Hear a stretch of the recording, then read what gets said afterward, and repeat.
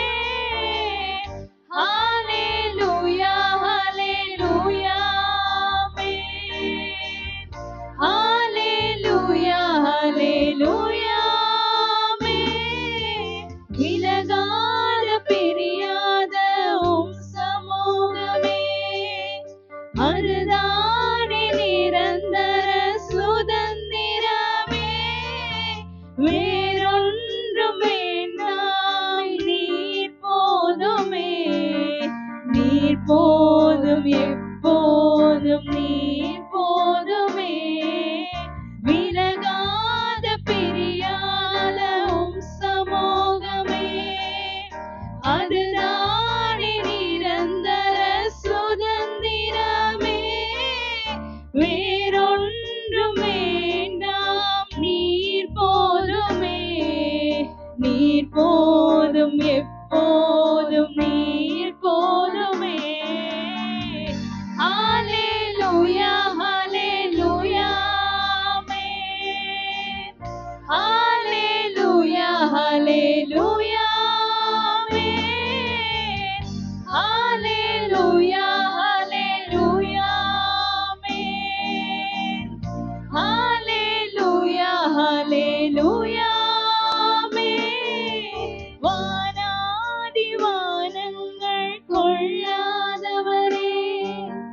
வார்த்தையால் வர்ணிக்க கூடாதவரே, ஓயாமலும் புகழ் நான் பாடுவேன்.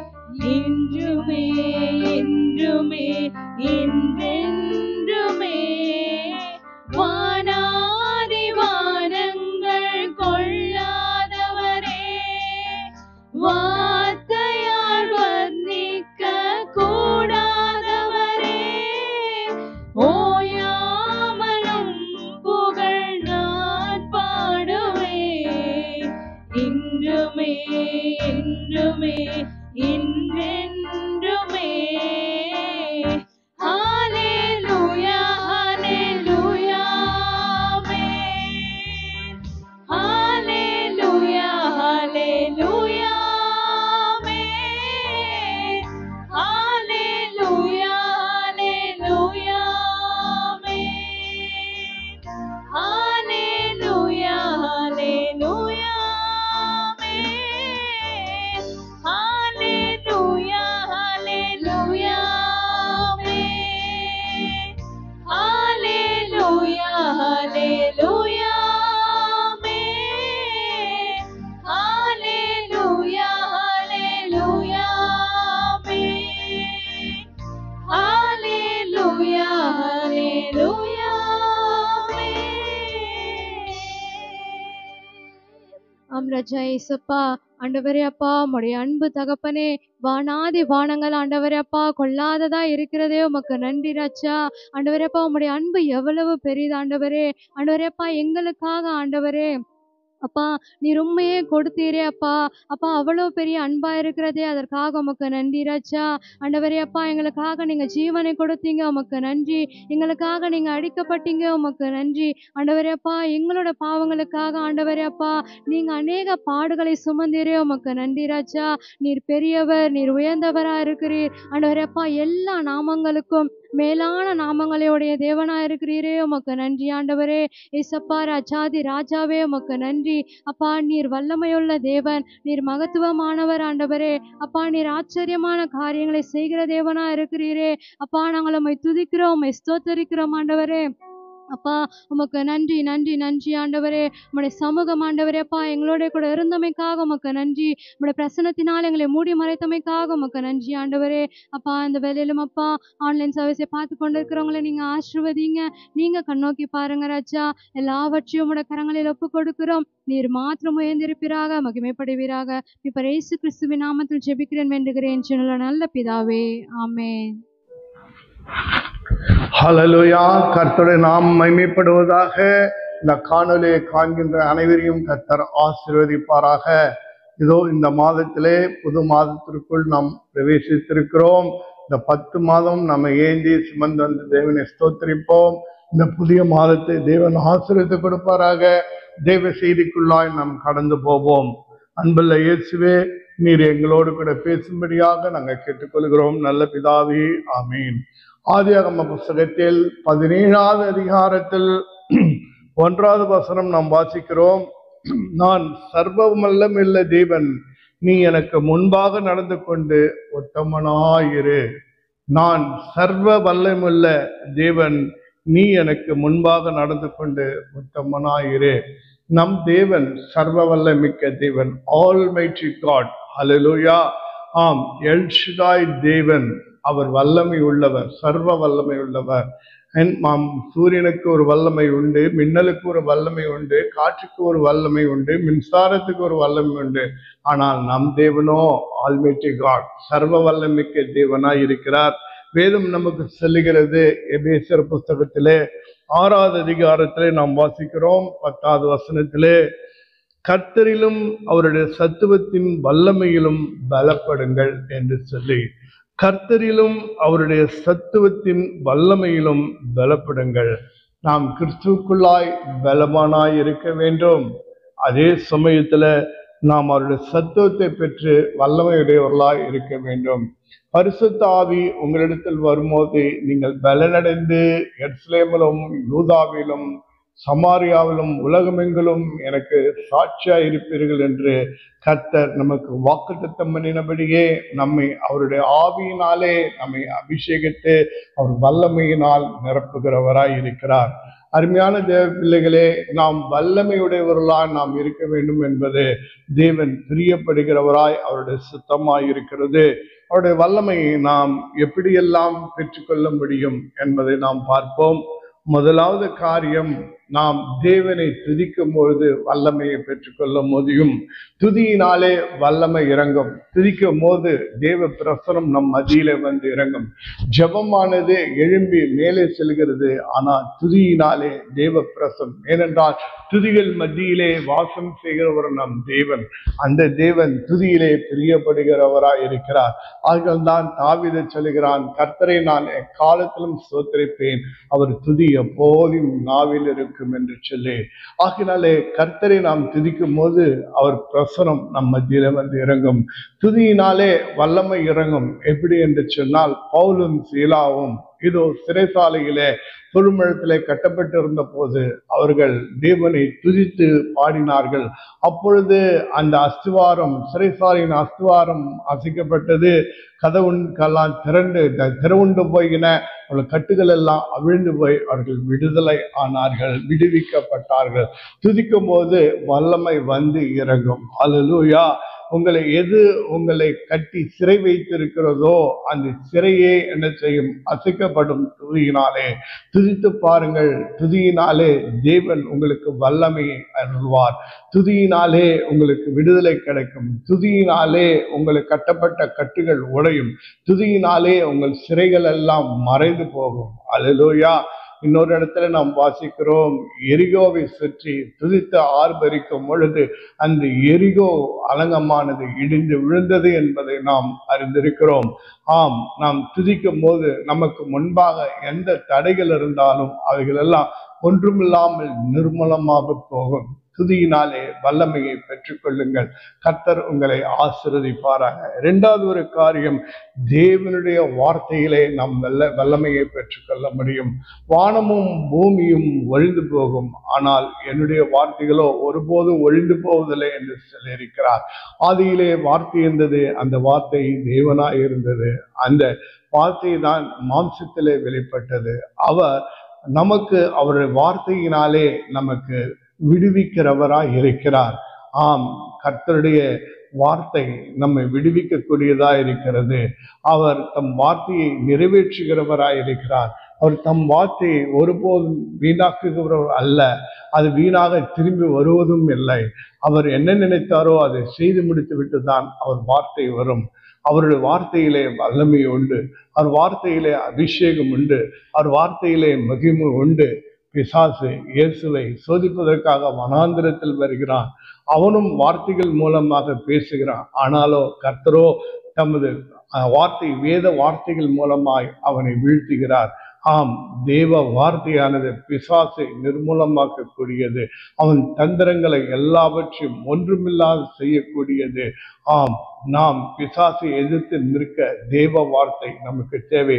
இயேசு கிறிஸ்து சொன்னார், நீங்கள் என்னிலும் என் வார்த்தை உங்களிலும் நிலைத்திருந்தால் நீங்கள் கேட்டுக்கொள்வதோ அதை செய்யப்படும் என்று சொல்லியிருக்கிறார். தேவனுடைய வார்த்தை நம் இதயத்தில் இருக்கும் என்று சொன்னால் நிச்சயமாய் நாம் ஆசீர்வதிக்கப்பட்டவர்களாக இருப்போம். நாம் ஏறெடுக்கிற ஜெபங்கள் எல்லாம் கேட்கப்படுகிறதா இருக்கும். ஆம், அந்த வார்த்தை தான் நமக்குள் இருக்க வேண்டும். அந்த வார்த்தை, வாக்கு தத்தங்கள் எல்லாம் வாக்கு மாறாது நிறைவேற்றுகிறவர் அல்லவா நம் தேவன். அல்லேலூயா. அவர் வார்த்தைக்கு நாம் கீழ்ப்படியும் போது அவர் நம்மை ஆசீர்வதிக்கிறவராய் இருக்கிறார். அவர் வார்த்தைக்கு நாம் முக்கியத்துவம் கொடுப்போம். வேதமே அவருடைய வார்த்தை, வார்த்தை அவருடைய சித்தம். அவருடைய இதயம், அவருடைய பிரியம். முதலாவது அவருடைய வார்த்தைக்கு நாம் விடவும். தினந்தோறும் நீங்கள் வேதத்தை வாசியுங்கள், வாசித்து அதை தியானியுங்கள், தியானித்து அதன்படியாய் கீழ்ப்படியுங்கள். ஈசாக்கு இதோ வேதம் இல்லை, என் தோல் சுருள்கள் இல்லை, ஆனாலும் கூட அந்த ஈசாக்கு மாலை வேலை நேரத்தில் தேவனுடைய வார்த்தையை தியானிக்கிற புருஷனா இருந்தபடியினாலே ஈசாக்கு ஐஸ்வரனாகி வர விருத்தடைந்து மகா பெரியவனானான் என்று சொல்லி நாம் வாசிக்கிறோம். வேதத்துல மிகுந்த ஆர்வம் உடையவர்களா இருக்க தாவீது கூட, நான் இரவு நேரத்துல நான் வேதத்தை நான் தியானித்து பார்ப்பேன், உன்னுடைய வேதத்தின் ரகசியங்களை நான் அறிந்து கொள்ள என் கண்களை திறந்தள்ளும் என்று சங்கீதக்காரன் பாடுகிறான். வேதத்துல எனக்கு வேதமே எனக்கு மிகுந்த மனமகிழ்ச்சி என்று சொல்கிறான் சங்கீதக்காரன். உன் வேதத்தை நேசிக்கிறவர்களுக்கு மிகுந்த சமாதானம் உண்டு என்று சொல்லி நாம் வேதத்திலே நாம் சங்கீதக்காரன் சொல்லுகிறது. சங்கீதம் 119 வாசிக்கிறோம். வேதமே நமக்கு வெளிச்சம், வேதமே நம் கால்களுக்கு தீபமாய் இருக்கிறது. வேதம் தான் உங்களுக்கு வெளிச்சமாய் இருந்து உங்களை வழிகாட்டக்கூடியதாய் இருக்கிறது. கர்த்தருடைய நாமம் மகிமைப்படுவதாக. தேவனுடைய வார்த்தையை நாம் வாசிக்கும் போது தேவன் நம்மோடு முகமுகமாய் பேசுவதை நாம் அறிந்து கொள்ள முடியும். வேதத்தை வாசிக்கும் போது அதன் மூலமாய் நம்முடைய எதிர்காலத்தை ஆண்டவர் நாம் என்ன செய்ய வேண்டும் என்று வெளிப்பாட்டை கொடுக்கிறவராய் இருக்கிறார். குழப்பத்தின் மத்தியிலும் அச்சத்தின் மத்தியிலும் நாம் அவருடைய வார்த்தையை நாம் தியானிப்போம் என்று சொன்னால் அந்த வார்த்தை நமக்கு விடுதலை கொடுக்கக்கூடியதா காரியங்களை மாற்றக்கூடியதா இருக்கிறது. அந்த வார்த்தை நமக்குள்ளாய் போகும்போது நீ பலவீனனாய் இருந்தாலும் சரி, நீ சுகவீனனாய் இருந்தாலும் சரி, அந்த வார்த்தை உனக்குள் சென்று உன்னை பலவானாய் மாற்றக்கூடியதாய் இருக்கிறது. கர்த்தருடைய நாமம் மகிமைப்படுவதாக. தேவனுடைய வார்த்தையினாலே நாம் பிழைத்திருக்கிறோம். தேவனுடைய வார்த்தையிலே நம்ம வல்லமை உண்டு பிசாசு நடுங்குகிறவனாய் இருக்கிறார். கர்த்தருடைய நாமம் மகிமைப்படுவதாக. மூன்றாவது காரியம் பரிசுத்த ஆவியின் வல்லமை. பரிசுத்த ஆவியார் நம்மிடத்தில் வருவார் என்றால் நம்ம பலனடைந்து நாம் எங்கும் எப்போதும் சாட்சியாய் வாழ முடியும்.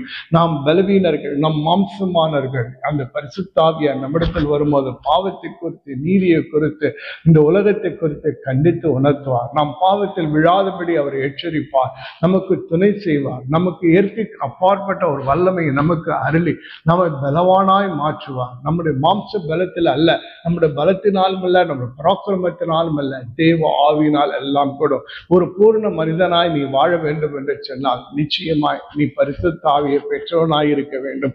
அந்த பரிசுத்த ஆவியினுடைய குணாதிசயம், இயேசுவின் திவ்ய சுபாவத்தை நமக்குள்ளிருந்து அவர் வெளிப்படுத்துகிறவராய் இருப்பார். கர்த்தருடைய நாமம் மேம்படுத அந்த பரிசுத்த ஆவியை பெற்றுக்கொள்ளும் போது நாம் பாருங்கள், ஆவியின் வரங்களை உடையவர்களாக, ஆவியின் கனி உடையவர்களாக நாம் வாழ்வோம். ஆம், இயேசுவை பிரதிபலிக்கிறவர்களாக இருப்போம். இயேசுவின் சித்தத்தை நிறைவேற்ற பரிசுத்த ஆவி தேவை.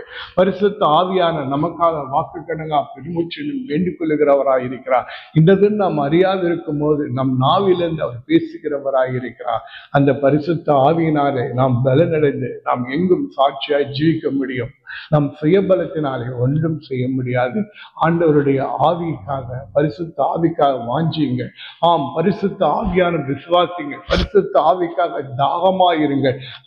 ரட்சிக்கப்பட்ட ஒவ்வொருக்கும் தேவன் பரிசுத்த ஆவியை கொடுப்பார். பாவ மன்னிப்புக்கென்று ஞானஸ்தானத்தை பெற்றுக்கொள்ளுங்கள், அப்போது பரிசுத்த ஆவியை பெறுவீர்கள் என்று சொல்லி பேதுரு சொல்லியிருக்கிறார் அல்லவா. நாம் ஆண்டவராக இயேசு நம் சொந்த இரட்சகராய் ஏற்றுக்கொண்டு இயேசு கிறிஸ்துவின் நாமத்திலே நாம் ஞானஸ்தானம் பெறும் பொழுது பரிசுத்த ஆவியானவர் நம்மை அபிஷேகிக்கிறவராய் இருக்கிறார். ஆம், நாம் பலவீனர்கள், நம்மால் ஒன்றும் கூடாது. ஆனால் தேவ ஆவியினாலே நாம் எல்லாமே சாதிக்க முடியும்.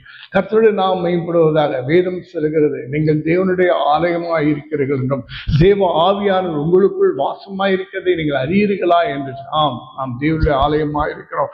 இந்த ஆலயம் உள்ளே இருப்பது தேவ ஆவியானவர். ஆம், ஆலயத்துக்குள் வாசம் செய்வது தேவன். நாம் தேவனுடைய ஆலயம், நமக்குள் தேவ ஆவியான் வாசம் செய்கிறார். அதே போல நம்முடைய குடும்பம் ஒரு ஆலயம். அந்த குடும்பத்துக்குள்ளாய் இயேசு கிறிஸ்துவின் ஆவியாய், பரிசுத்த ஆவியாய் நமக்குள் வாசம் செய்கிறார். சபை ஒரு ஆலயமாய் இருக்கிறது. இந்த சபைக்குள்ள தேவன் வாசம் செய்கிறவராயிருக்காம். இன்னொரு ஆலயம் இருக்கிறது, கைவேலையில்லாத ஆலயம். அந்த இயேசு கிறிஸ்து 2025 வருஷங்களாக அவர் நமக்காக அங்கு உருவாக்கி கொண்டிருக்கிறார். ஒரு நாள் அவர் வந்து அந்த ஆலயத்துக்குள்ளாய் ஒப்படைக்கிறார். அங்கு சூரிய ஒளி இல்லை, அங்கு எந்த ஒளியும் தேவை. இயேசுவே அங்கு ஒளியாய் மகிமையாய் இருக்கிறவராய் இருக்கிறார். கர்த்தருடைய நாம் மேம்படுவதாக. 2-3 பேர்கள் நாம் ஒன்றாய் கூடியிருக்கும் போது இயேசு கிறிஸ்து நம் மத்தியிலே வருவார் என்று சொல்லி நம் வேதத்தில் வாசிக்கிறோம். எங்கு 2-3 பேர் நாமத்திலே கூடுவீர்களோ அவர்கள் நடுவில் நான் இருப்பேன் என்று இயேசு கிறிஸ்து சொன்னார் அல்லவா. ஆம், அவர் எப்படி நம் நடுவில் இருப்பார்? கிறிஸ்துவின் ஆவியாய் நம்ம மத்தியில் இருப்பார். பரிசுத்த ஆவியாய் கிறிஸ்துவின் ஆவியை நமக்கு வெளிப்படுத்துகிறவராய் இருக்கிறார். கர்த்தருடைய நாமம் மகிமைப்படுவது. 4வது காரியம், இயேசு கிறிஸ்துவின் ரத்தம். ஹல்லேலூயா. இயேசு கிறிஸ்துவின் ரத்தம் ஜெயமேங்க. ஆமாங்க, நாம் வேதத்துல வாசிக்கிறோம், வெளிப்படுத்தின விசேஷத்துல ஆட்டுக்குட்டியின் ரத்தத்தினாலும் சாட்சியின் வசனத்தினாலும் அவனை மேற்கொண்டார்கள், சாத்தானை மேற்கொண்டார்களாம். இயேசுவின் ரத்தத்தை ஆதி காலத்துல நாம் பஸ்கா வாசிக்கும் போது நிறைய வாசல்ல ரத்தத்தை தெளித்திருவார்கள். அப்ப சங்கார தூதன் எந்த வீட்டின் வாசப்படியிலே அந்த ஆட்டுக்குட்டியின் ரத்தம் இருக்கிறதோ அந்த இடத்திற்குள் அவன் பிரவேசிக்க மாட்டான்.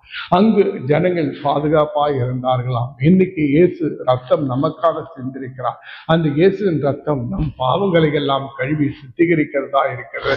அந்த இயேசுவின் ரத்த கோட்டைக்கெல்லாம் நாம் மூடி மறைக்கிறோம். நீ எப்பேற்பட்ட பாவியா இருந்தாலும் இயேசுவின் ரத்தம் உன்னை சகலத்தையும் சுத்திகரித்து உன்னை புது மனிதனாக மாற்றுகிறது மாத்திரமல்ல, தேவனுடைய பிள்ளையாக அது மாற்றக்கூடியதா இருக்கிறது. நீ தேவனிடத்தில், இந்த பிதாவினிடத்தில் தேவ அன்பை பெற்றுக் கொடுக்கக்கூடியதா இருக்கிறது. அவருடைய பார்வையில இயேசுவின் ரத்தம் நம்மை மூடி இருக்கிறபடினாலே நமக்கு ஆக்கினை தீர்ப்பு இல்லை. நாம் இயேசுவின் ரத்தம் நம்மை கழுவி சுத்திகரித்திருக்கிறபடினாலே நாம் நீதிமானாய் இருக்கிறோம். இயேசுவின் ரத்தத்தை சொல்லும் போது பிசாசு நடுநடுவார். எல்லா அசுத்த ஆவிகளும் ஓடி போகும். ஒவ்வொரு நாளும் இயேசுவின் ரத்த கோட்டைக்குள்ளால் நம்மை மூடி மறைப்போம். நம்முடைய குடும்பத்தை மூடி மறைப்போம். நம்முடைய சபையை மூடி மறைப்போம். இயேசுவின் ரத்தத்தை நம் இந்திய தேசத்துல தெளிப்போம். இயேசுக்கு சொந்தமாய் இந்த தேசம் மாறட்டும். இயேசுவினுடைய மகிமை, இயேசுவினுடைய ஆளுகை இந்த தேசம் முழுதும் வர இயேசுவின் ரத்தத்தை நாம் என்ன செய்வோம்? இயேசுவின் ரத்தத்தை நமக்குள்ள கைகளில் ஏந்தி அவருடைய கிருபாசனத்தில் நின்று, ஆண்டவரே எங்கள் தேசத்தை ரட்சியும் என்று வேண்டிக் கொள்ளும். நிச்சயமா நம் தேசத்தை அவர் ரட்சிக்கிறவராய் இருக்கிறார். ஹல்லேலூயா. 5வது ஒரு காரியம், இயேசுவின் நாமத்திலே வல்லமையோடு.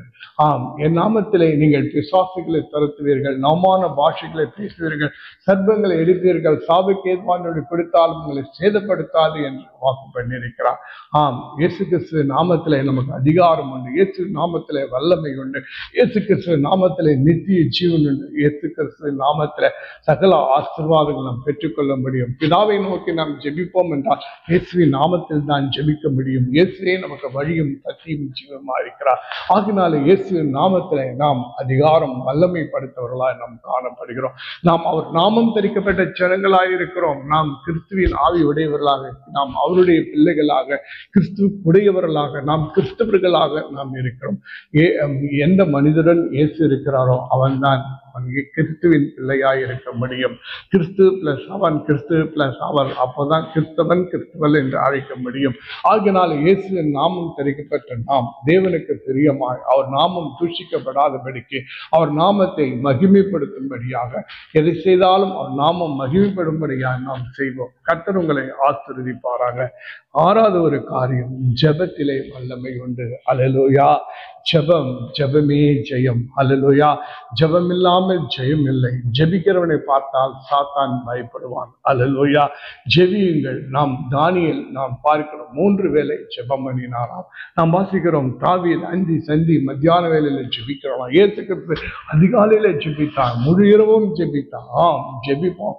நம்முடைய ஜெபம், நாம் கண்ணீரோடு ஜெபம் பண்ணுவோம், திறப்பிலே நின்று ஜெபம் பண்ணுவோம், மன்றாடி ஜெபம் பண்ணுவோம், விடுதலையின் ஜெபத்தை ஏறெடுப்போம். நம் ஜெபத்தை கேட்டு நமக்கு தேவன் நமக்கு பதில் அளிக்கிறவராயிருக்கிறார். கேளுங்கள் கொடுக்கப்படும், கேட்கிறவன் எவனும் பெற்றுக்கொள்வான் என்று வேதம் சொல்கிறது அல்லவா? நாம் அவருடைய இயேசுவின் நாமத்திலே நம்ம ஜெபிப்போம் என்றால், விண்ணப்பிப்போம் என்றால், ஆண்டவரை நோக்கி ஜெபத்திலே பல காரியங்கள் உண்டு. ஜெபத்திலே துதி உண்டு, ஜெபத்திலே ஸ்தோத்திரம் உண்டு, ஜெபத்திலே விண்ணப்பம் உண்டு, ஜெபத்திலே ஏதோ வாக்குத்தத்தங்கள் உண்டு, ஜெபத்திலே ஆராதனை உண்டு. அல்லேலூயா. இவையெல்லாம் சேர்ந்ததுதான் ஜெபம் வல்லமை நிறைந்தது. ஜெபியுங்கள், ஜெபியுங்கள். ஜெபித்து நீங்கள் ஆத்மாக்களை ஆதாயம் பண்ண முடியும். ஜெபிக்கும் போது விடுதலை கிடைக்கும். ஜெபிக்கும் போது உங்க சுயநலம் மாறிவிடும். ஜெபிக்கும் போது உங்க அன்பு வெளிப்படும். ஜெபிக்கும் போது நீங்கள் பரிசுத்தமாகிறீர்கள். அல்லேலூயா. கர்த்தருடைய நாமம் மகிமைப்படுவதாக. நாம் நமக்காக மட்டுமல்ல, பிறருக்காக ஜெபிக்க வேண்டும், குடும்பத்துக்காக ஜெபிக்க வேண்டும், ரட்சிக்கப்படாத ஜனங்களுக்காக ஜெபிக்க. இயேசு சொன்னார், எல்லோரும் ரட்சிக்கப்பட வேண்டும் என்பது இயேசுக்கு பிரியமாய் அவருடைய சித்தமாய் இருந்தது. அப்போது எல்லோரும் ரட்சிக்கப்பட வேண்டும் என்று நாம் ஜெபிக்க வேண்டும். அல்லேலூயா. திறப்பிலே நின்று ஜெபிக்க வேண்டும்.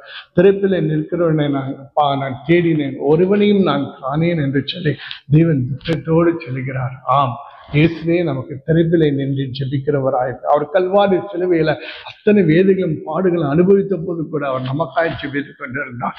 ஆண்டவரே, இவர்கள் செய்வது இன்னதென்று அறியார்கள், இவர்களை மன்னியும் ஆண்டவரே, இவர்கள் பாவத்தை மன்னியுங்கள் ஆண்டவரே என்று சொன்னார். கடைசியில கூட தன் ஆவியை ஜெபத்திலே ஒப்பு கொடுத்துதான் தன் ஆவியை பிதாவினிடத்தில் ஒப்பு கொடுத்து அவர் மரித்தார். அல்லேலூயா. கர்த்தருடைய நாமம் மகிமைப்படுவதாக ஜெபிக்க நமக்கு கற்றுக் கொடுத்திருக்கிறார். பரமண்டலங்களில் இருக்கிற பிதாவே, உம் நாமம் பரிசுத்தப்படுவதாக, ராஜ்யம் வருகம் சித்தம் பரலோகத்திலே செய்யப்படுவது போல இந்த பூலோகத்திலும் செய்யப்படுவதாக. எங்களுடைய அனுதின உணவை தான், எங்களுக்கு தீமை செய்தவர்களை நாங்கள் பொறுப்பது போல எங்கள் பாவங்களை பொறுத்தரலும், எங்களை சோதனையில விழவிடாதையும் தீமையிலிருந்து ரட்சித்தரலும் என்று சொல்லி ராஜ்யமும் வல்லமையும் கனமும் மகியும் உமைக்கே உரித்தாக என்று சொல்லி ஜெபிக்க நமக்கு கற்றுக் கொடுத்திருக்கிறார். அல்லேலூயா. நிச்சயமாய் ஜெபிக்கிறவன் ஜெயம் பெறுகிறவனாய் இருப்பான். அடுத்தது நாம் வாசிக்கிறோம், உபவாசத்தினாலே வல்லவன். அல்லேலூயா. உபவாசிங்கள். உபவாசத்துக்கு அருமையான ஒரு எடுத்துக்காட்டு எஸ்தர் ராஜாஜி. அல்லேலூயா. யூதர்களுக்கு விரோதமாய் ஆமான் எழும்பி அவர்கள் எல்லாம் கொலை செய்ய அவன் திட்டம் திட்டனான அப்போதே எஸ்தரும் அவரோடு எல்லோரும் என்ன செய்தார், உபவாசிக்க ஆரம்பித்தார். எஸ்தர் புசியாமல் குடியாமல் 3 நாள் கடுமையாய் தேவனை நோக்கி உபவாசத்திலே ஜெபத்திலே உட்கார்ந்தார். அக்காரியம் மாறுதலாய் நடந்தது. அல்லேலூயா. யாரு அழிக்க அவன் நினைச்சானோ நாமான் அழிந்து போனான், அவனோடு இருந்தவர்கள் அழிந்து போனார்கள். ஆனால் யூதர்கள் காப்பாற்றப்பட்டார். ஜெபத்திலே வல்லமை உண்டு, அதே போல உபவாசத்தில் வல்லமை. இயேசு கிறிஸ்து சொல்கிறார், இந்த ஆவிகள் உபவாசத்தினால் ஜெபத்தினாலே மாத்திரமே போகும் என்று சொல்லியாம். பூமியும் செடுமான ஆவியை விரட்டுவதற்கு தன்னுடைய சீசர்களுக்கு கற்றுக் கொடுத்த ஒரு பாடமாகும். எங்களால அந்த ஆவியை துரத்த முடியவில்லையே என்று கேட்டபோது ஆண்டவர் இவ்வகையான பிசாசுகள் உபவாசத்திலும் ஜெபத்திலும் மாத்திரமே போகும் என்று சொல்லியிருக்கிறார். ஆம், நம்ம உபவாசித்து நாம் ஜெபிக்கும் பொழுது நிச்சயமாக அற்புதம் நடக்கும், அதிசயம் நடக்கும். யோசபாத் ராஜா இதை பாருங்க, மும்மனை தாக்குதல் செய்ய அமோனியர் மோவாபியர் அல்லது 3 கூட்டத்தார் அவனை சூழ்ந்து கொண்ட போது, நான் கொஞ்ச ஜனம் உள்ளவன், என்னது என்று செய்ய எனக்கு தெரியலையே என்று சொல்லி தேவ சமூகத்துல துதியோடு கூட உபவாசத்தோடு கூட உட்கார்கிறார். கர்த்தர் அவனுக்கு கட்டி என்று ரத்தம் என்று அங்கு ஒரு பெரிய ஜெயத்தையே கட்டளிடுகிறார். அல்லேலூயா. கர்த்தருடைய நாம் மேம்படுவதாக உபவாசியுங்கள். அல்லேலூயா. பாருங்க, தானியேல் எல்லாம் தேவனுடைய வெளிப்பாட்டை பெற்றுக்கொள்வதற்காக உபவாசித்து ஜெபித்தான் என்று நாம் வாசிக்கிறோம். ஆம், உபவாசி. அல்லேலூயா. தானியேலின் உபவாசம் என்பது ஒரு பெரிய கீர்த்தி பெற்ற ஒரு உபவாசமாகும். ஆம், அவன் பாருங்க, தான் ராஜாவின் உணவினாலே தீட்டுப்படுத்தி விடக்கூடாது என்பதற்காக அவன் கீரையும் பருப்பையும் மாத்திரமே சாப்பிட்டு அவன் என்ன செய்தான், ஒரு வகையான உபவாசம். அதுதான் தானியேலுடைய உபவாசம் என்று அழைக்கப்படும். அவன் விருப்பம் போல எல்லா உணவுகளும் நமக்கு கிடைக்கும், ஆனா அதையெல்லாம் புசிக்க அவன் என்ன செய்தான், தன்னை ஒப்பு கொடுக்கல, தன்னை கடுமையாக்கி கொண்டு தேவனுக்கு பிரியமாய் நடக்க வேண்டும், தான் தீட்டுப்பட்டு விடக்கூடாது என்று சொல்லி தானியேல் அந்த உபவாசம் எடுத்தான். அல்லேலூயா. இயேசு கிறிஸ்து 40 நாள் உபவாசித்து வனாந்தரத்தில் ஜெபம் பண்ணினார். அல்லேலூயா. உங்களுக்கு தெரியும், மோசே சீனாய் மலையிலே 40 நாள் உபவாசித்தான் என்று ஜெபித்தது. அதே மாதிரி நாம் தேவனுடைய சமூகத்தில் உபவாசித்து ஜெபிப்பது நாம் புது பலனை நாம் கற்றுக்கொள்ள முடியும். கர்த்தருக்கு காத்திருக்கிறவர்கள் புது பலனிலிருந்து கழுகுகளை போல சட்டைகளை அடித்து உயர எழும்புவார்கள். கழுகின் குணாதிசமே அதுதான். அதனுடைய சதை, அதனுடைய மாம்சம் அதிகமாகும்போது உயர பறக்க முடியாது. கண்கள் எல்லாம் அது கிரலாகிவிடும், நகங்கள் எல்லாம் வளர்ந்து போய்விடும்.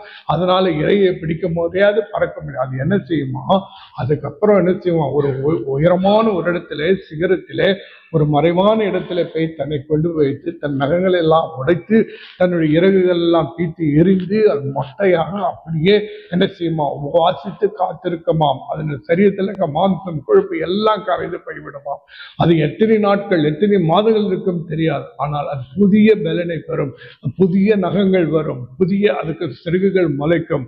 அப்போது அதனுடைய வல்லமை எப்படிப்பட்டதா இருக்குமா, முந்தின உயரத்தை விட அதிக உயரத்துக்கு போகுமா. அதனுடைய பார்வைகள் இன்னும் அதிக கூர்மை உள்ளதாக காணப்படும். உபவாசமாம். அல்லேலூயா. பார்த்தீர்களா, உபவாசத்திலே நாமும் அப்படியா தெய்வ சமூகத்திலே உபவாசிக்கும் பொழுது பட்டினி இருக்காதீர்கள். பட்டினி இருப்பது இன்னைக்கு மிகவும் உபவாசம் என்று ஒரு பேஷனாய் போய்விட்டது. உபவாசம் என்றால் தேவ சமூகத்தில் உட்கார வேண்டும். தேவ சமூகத்தில் உட்கார்ந்து தேவனுடைய சித்தத்தை அறிந்து கொள்ளும், தேவனை துதிக்க வேண்டும், ஸ்தோத்திரிக்க வேண்டும், ஜெபிக்க வேண்டும், அவர் வேதத்தை நாம் வாசிக்க வேண்டும், அவர் பாதத்தில் விழுந்து கிடக்க வேண்டும். இதுதான் உபவாசம். அல்லேலூயா. நான் என் இஷ்டம் போல என் வேலையை நான் செய்து கொண்டு நான் உபவாசிக்கிறேன் என்றால் அது உபவாசம் இல்லை, அது பட்டினி இருப்பதற்கு ஒரு அர்த்தமாகும். பட்டினியை தேவன் விரும்புவதில்லை. அவருடைய உபவாசத்தை தேவன் உன்னை தேவ சமூகத்திலே உன்னை தாழ்த்தும் போது உபவாசத்திலே கர்த்தர் உன்னை ஆசீர்வதிக்கிறவராய் இருக்கிறார். இன்னும் நிறைய காரியங்கள் உபவாசத்தை குறித்து நான் உங்களுக்கு சொல்லிக்கொண்டே நான் போக முடியும். அல்லேலூயா. கர்த்தருடைய நாமம் மகிமைப்படுவதாக.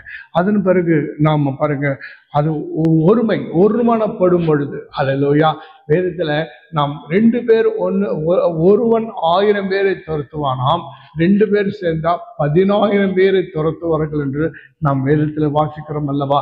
இருவர் ஒருமித்தால் நாம் கேட்கொள்வதோ அதை பெற்றுக்கொள்ள முடியும் என்று சொல்லப்பட்டிருக்கிறது. பார்த்தீர்களா, ஒரு குடும்பமாய் உட்கார்ந்து நாம் ஜெபிக்கும் போது, கர்த்தரை நோக்கி விண்ணப்பிக்கும் போது, கர்த்தர் நம்முடைய ஒருமனமாய் நாங்கள் வரும்போது அந்த வல்லமையானது வெளிப்படும். உங்களுக்கு சின்ன கதை உங்களுக்கு தெரியும். 4 மாடுகள் ஒன்றாய் இருக்கும் போது சிங்கம் எதிர்த்து வந்தாலும் அதை ஒன்றும் செய்ய முடியவில்லை. 4 மாடுகள் ஒன்று சேர்ந்து எனக்கு சிங்கத்தை விரட்டிவிடும். ஆனா அந்த 4 மாடுகளுக்குள்ளாய் சண்டை வந்தது. அப்போது அவையெல்லாம் பிரிந்து போயின. தனித்தனியாக புல்லை மேய்ந்து கொண்டிருக்கும் போது அந்த சிங்கம் ஒவ்வொரு மாடை அடித்து தப்பித்து விட்டது என்று சொல்லி ஒரு கதை நமக்கு தெரியும். ஒரு மனமாய் நம் ஐக்கியமாய் சபையாய் ஒன்று கூடி நாம் இருப்போம் என்றால், ஒன்று கூடி ஜெபிப்போம் என்றால் நிச்சயமாய் நம்முடைய வல்லமை பெரிதாய் இருக்கும். அல்லேலூயா. நாம் ஒருமனப்பட்டவர்களாக காணப்பட வேண்டும். கணவனும் மனைவி ஒரு மனமாய் இருக்க வேண்டும். கணவனும் மனைவி ஒரே இதயமாய் ஒரே சிந்தையுடையெல்லாம் இருக்கும் போது அந்த குடும்பம் ஆசீர்வாதமா இருக்கும், அந்த குடும்பம் சமாதானமா இருக்கும். பிள்ளைகளும் பெற்றோர்களும் ஒன்றாய் ஏந்து ஆண்டவரை துதித்து ஆராய்ச்சி ஸ்தோத்திரிக்கும் போது, பெற்றோர்களுக்கு கீழ்ப்படிந்து பிள்ளைகள் நடக்கும் போது நிச்சயமா அந்த குடும்பம் நல்லா செழித்து ஆசீர்வாதமாய் பக்திக்காய் எல்லா நன்மைகளும் உடையதாய் அந்த குடும்பம் இருக்கும். அல்லேலூயா. சபையும் கூட தனக்குத்தானே பிரிந்திருக்க ராஜ்யம் நிலைப்பட்டு இருக்காது. அல்லேலூயா. இதுதான் ஆண்டவர் நமக்கு கற்றுக் கொடுத்தது. ஒரு ராஜ்யம் தனக்குத்தானே பிரிந்திருந்தால் அது நிலைத்திருக்க முடியுமா? முடியாது. அல்லேலூயா. அதே போல தேவனுடைய பிள்ளைகளாக நாம் பிரிந்திருக்க கூடாது. நாம் ஒன்றாய் ஒரு மனமாய் நல்ல ஐக்கியமாய் நாம் இருப்போம். அல்லேலூயா. கர்த்தருடைய நாம் மேம்படுவதாக. அதன் பிறகு அன்பின் வல்லமை. அல்லேலூயா. வேதத்துல வாசிக்கிறோம் அல்லவா, விசுவாசம், நம்பிக்கை, அன்பு. இதுல அன்பே பிரதானமானது. அல்லேலூயா. இந்த அன்புக்கு பொறாமை இல்லை, இந்த அன்புக்கு பகை இல்லை. தேவன் அன்பாகவே இருக்கிறார். அல்லேலூயா. அவர் அன்பாய் இருந்தபடியினால்தான் நம்முடைய ஒரே பேரான குமாரனை விசுவாசிக்கிறவன் எவனோ அவன் கெட்டுப்போகாமல் நித்திய ஜீவனை அடையும்படியாய் அவர் இவ்வளவு வாய்ந்த உலகில் அருளி அன்புக்கு வந்தார். அல்லேலூயா. எவரெஸ்ட் ஆஃப் பைபிள் அல்லது என்று சொல்லுவார்கள். ஆகிய அவர் அன்புக்கு அளவே இல்லை. கல்வாரி சிலுவையில தன்னைத்தானே ஒப்பு கொடுத்தார். ஒரு மனிதன் கேட்டானாம், ஆண்டவரே என் மீது எவ்வளவு அன்பாய் இருக்கிறேன் என்று. அவன் சிலுவை காட்சி அவனை காண்பித்து, நான் இவ்வளவு அன்பாய் இருக்கிறேன், என் அன்பிற்கு அளவே இல்லை, ஆழம் நீளம் உயரம் எதுவுமே உன்னால் அளவிட முடியாது, நான் அவ்வளவாய் நேசிக்கிறேன் பகவே. ஆண்டவரே மறுபடியும் கேட்டானாம், இந்த உலகிலே நான் ஒரு மனிதன் மாற்றம் இருந்திருந்தால் எனக்காக நீ வந்திருப்பீரா என்று சொல்லி. அப்போது அவர் சொன்னாராம், நீ ஒருவன் மாத்திரம் இருந்தாலும் உனக்காக சிலுவையை நான் ஏற்றிருப்பேன், உனக்காகவே வந்தேன் என்று சொன்னாராம். அவ்வளோ அன்பு மிக்கவர் நம்முடைய தேவன். அல்லேலூயா. ஆகினாலே ஆண்டவரிடத்துல முதலாவது அவரிடத்தில் நாம் அன்பு கூறுவோம். அதே போல நம்மை நேசிக்கிறது போல பிறரிடத்திலும் நாம் நேசிப்போம். அரணை நேசி பிறனை நேசி என்பதுதான் அவர் ராஜரீக கட்டளையா இருக்கிறது. அந்த அன்புல வல்லமை இருக்குங்க. அல்லேலூயா. அன்பு கூறி ஆண்டவர் நம்ம கற்றுக் கொடுத்த பாடம் என்ன தெரியுங்களா? உன் சத்துருவையும் நேசி என்று தான் சொன்னார். அல்லேலூயா. நம் தீமைக்கு தீமை செய்கிறதா இருக்கக்கூடாது, தீமைக்கு நன்மை செய்கிறதா இருக்கணும். தீமைக்கு நன்மை செய்கிறதா நாம் இருப்போம் என்று சொன்னால் அன்பு இருந்தா மட்டும்தாங்க. அல்லேலூயா. நம் ஆண்டவர் நம் மீது அன்பு கொண்டபடியினால் தான் நம்மை மன்னித்தார். அதே போல பிறருடைய தப்பிதங்களை நாம் மன்னிக்க வேண்டும் என்றால் நாம் அவர்கள் மீது அன்பு செலுத்தும் போது மட்டுமே. அதனாலே தேவனிடத்தில் எவர் ஒருவர் அன்பு கூறுகிறார்களோ நிச்சயமாய் மற்றவர்கள் மீதும் அவர்கள் அன்பு கூறுவார்கள். அல்லேலூயா. கர்த்தருடைய நாமம் மகிமைப்படுவதாக. அதுக்கப்புறம் வாசிக்கிறோம், விசுவாசத்திலே வல்லமை உண்டு. விசுவாசிக்கிறவனுக்கு எல்லாம் கூடும். அல்லேலூயா. விசுவாசனத்தை வராதது எல்லாமே பாவம். அல்லேலூயா. விசுவாசம் வல்லமை நிறைந்த ஒரு ஆயுதம். அல்லேலூயா. விசுவாசம், அந்த விசுவாசத்தினாலே விசுவாசத்தை மேற்கொள்ள முடியும். தேவ வசனங்களை விசுவாசிங்க, இயேசு கிறிஸ்து நாமத்தை விசுவாசிங்க, இயேசுவின் ரத்தத்தை விசுவாசிங்க, இயேசுவின் தழும்புகளை விசுவாசிங்க, இயேசுவின் வார்த்தைகளை விசுவாசிங்க. உங்கள் விசுவாசமே உங்களை ரட்சிக்கும். உங்கள் விசுவாசமே உங்களை வாழ வைக்கும். நீங்கள் விசுவாசித்தீர்கள் என்றால் நிச்சயமாய் பெற்றுக்கொள்வீர்கள். அல்லேலூயா. ஆகினாலே விசுவாசிக்கிறவர்கள் தேவன் ஒன்று என்றும் கர்த்தரை தேடுகிறவர்களுக்கு பலன் அளிக்கிறவர் என்றும் விசுவாசிக்க வேண்டுமாம். அல்லேலூயா. ஆகினாலே விசுவாசம் என்பது நம்பப்படுகிறது, நிச்சயமா இருக்கிறது. விசுவாசத்துக்கு ஒரு அதிகாரம் உண்டு. அதுதான் எபிரேயர் 11வது அதிகாரத்தை நாம் வாசிக்கிறோம். எத்தனை விசுவாசிகள் ஐயா விசுவாசத்தினால் எவ்வளவெல்லாம் ஜெயம் வென்றார்கள், விசுவாசத்தினால் எவ்வளவு அற்புதங்களை எல்லாம் பெற்றுக்கொண்டார்கள், விசுவாசத்தினாலே சாகு கொடுத்தவர்கள் எல்லாம் மீட்டுக் கொண்டார்கள். விசுவாசத்தினாலே பாருங்க எவ்வளோ காரியங்கள்லாம் செஞ்சிருக்காங்கப்பா. ஆகினாலே நாமும் அந்த விசுவாசத்தின் ஆவியுடையவர்களாக இருப்போம். அல்லேலூயா. நாம் இயேசு கிறிஸ்தை தேவனுடைய குமாரன் என்று விசுவாசித்து நம் இருதயத்தில் விசுவாசித்து நம் வாயினால் நாம் அறிக்கையிடுவோம் என்றால் நாம் ரட்சிக்கப்படுகிறவர்களாக இருப்போம். அல்லேலூயா. நீங்கள் விசுவாசித்து ஆண்டவர் தேவனிடத்துல வந்து இயேசுனிடத்துல வந்து நீங்க எதை கேட்பீர்களோ பெற்றுக்கொள்வோம் என்று விசுவாசிங்க, நிச்சயமா நீங்கள் பெற்றுக்கொள்வீர்கள். அல்லேலூயா. அடுத்தது நாம் வாசிக்கிறோம் 11வது ஒரு காரியம், அதுதான் நாவிலே அதிகாரம். பாருங்க, நம் நாவிலே மரணமும் ஜீவனும் அதிகாரம் இருக்கிறது. உன் தேவனுடைய பிள்ளையே, நீ எது சொல்வாயோ அது அப்படியே நடக்கும். அல்லேலூயா. ஏனென்றால் நம் நாவிலே வல்லமை உண்டு. அல்லேலூயா. நாம் தேவனுடைய பிள்ளைகளாக இருக்கிறோம். பிசாசே ஓடி போனாது ஓடி போய்விடும். அல்லேலூயா. சுகமாக என்று சொல்லுங்கள், அப்படியே ஆகும். இயேசுவின் வார்த்தையிலிருந்து, அவருடைய வாயிலிருந்து வல்லமை உள்ள வார்த்தைகள், கிருபையுள்ள வார்த்தைகள், அதிகாரமுள்ள வார்த்தைகள் வெளிப்பட்டது. அல்லேலூயா. நாம் இயேசு கிறிஸ்துவின் ஆலயமாய் இருக்கிறோம். தேவ ஆவியார் நமக்குள் வாசம் செய்கிறார் இருக்கிறார். நாம் இயேசுவின் நாமத்துல நம் நாவிலே நாம் சொல்லும் பொழுது அது அப்படியாகவே நடக்கும். அல்லேலூயா. ஆகினாலே நம் நாவிலே நன்மை உண்டாக நாம் பேசுவோம். அந்த ஆண்டவர் சொல்றாரு, பிறரை நீங்க சபிக்காதீங்க. அல்லேலூயா. ஆபிரகாமுக்கு ஒரு வாக்குத்தத்தம், உன்னை ஆசீர்வதிக்கிறவர்களை நான் ஆசீர்வதிப்பேன், உன்னை சபிக்கிறவர்களை நான் சபிப்பேன் என்று இருக்கா. அல்லேலூயா.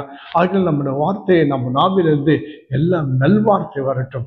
இயேசுவின் வாயில கிருபை வல்ல வார்த்தைகள் வந்தது போல நம் நாவிலிருந்து கிருபை உள்ள வார்த்தைகள் வரட்டும். நம் உள்ளம் தேவ வசனத்தினாலே நிறைந்திருந்தால் அந்த பிரதிபலிப்பே நம்முடைய நாவிலே வரும்.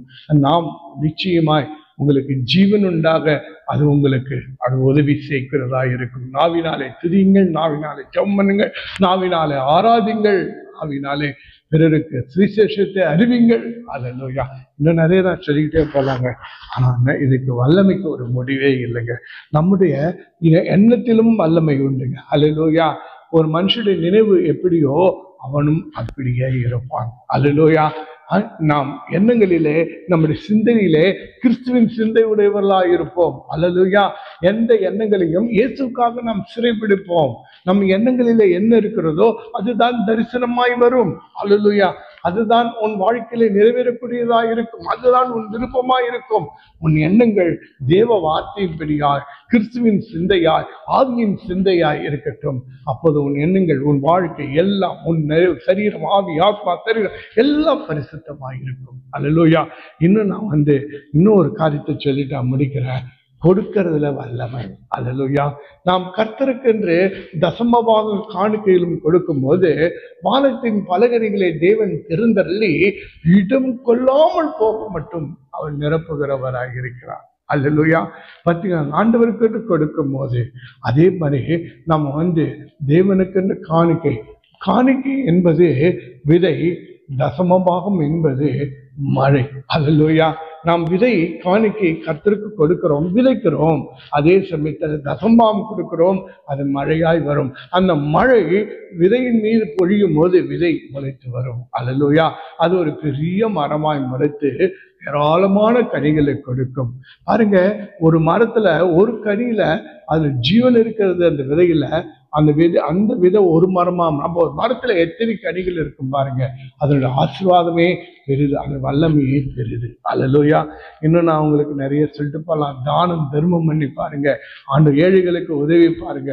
அது உங்களுக்கு கொடுக்கும் போது நிச்சயமா நீங்க கர்த்தருக்கு தான் கடன் கொடுக்குறீங்க, அது திரும்ப தேவன் உங்களுக்கு கொடுக்கிறவராக இருப்பார். அல்லேலூயா. நான் நிறைய சொல்லிட்டே போவேங்க, வல்லமைக்கு முடிவே இல்லைங்க. அவன் சர்வ வல்லமையுள்ள தேவனுங்க. அந்த தேவனை நாம் துதித்து ஸ்தோத்திரிப்போம். கர்த்தருடைய நாமம் மகிமைப்படுவதாக. ஆண்டவரை ஆரம்பம் முதல் முடிவு வரைக்கும் வழிநடத்தின கிருபைக்காக ஸ்தோத்திரம் அப்பா. நன்றி ஆண்டவரே. அந்த தசமா காணிக்க கொடுக்கிற பிள்ளைகளை அதிரிமிதமா ஆசிரியர் இயேசு நாமத்தில் வேண்டிக் கொள்கிறேன் நல்ல பிதாவே, ஆமென். என் ஆத்மாவே கர்த்தரை ஸ்தோத்திரி, என் உள்ளமே பரிசுத்த நாமத்தை ஸ்தோத்திரி. என் ஆத்மாவே கர்த்தரை ஸ்தோத்திரி, கர்த்தர் செய்த சகல உபகாரங்கள் மறவாதே, ஆமென். கர்த்தராகிய இயேசு கிறிஸ்துவின் கிருபையும் பிதாவாகிய அன்பும் பரிசுத்த ஆவியின் அன்யோன்யம் ஐக்கியம் சந்தோஷமா இருக்கலாம் நம் அனைவரோடு கூட இருப்பதாக. ஆமென், ஆமென், ஆமென். God bless you everybody.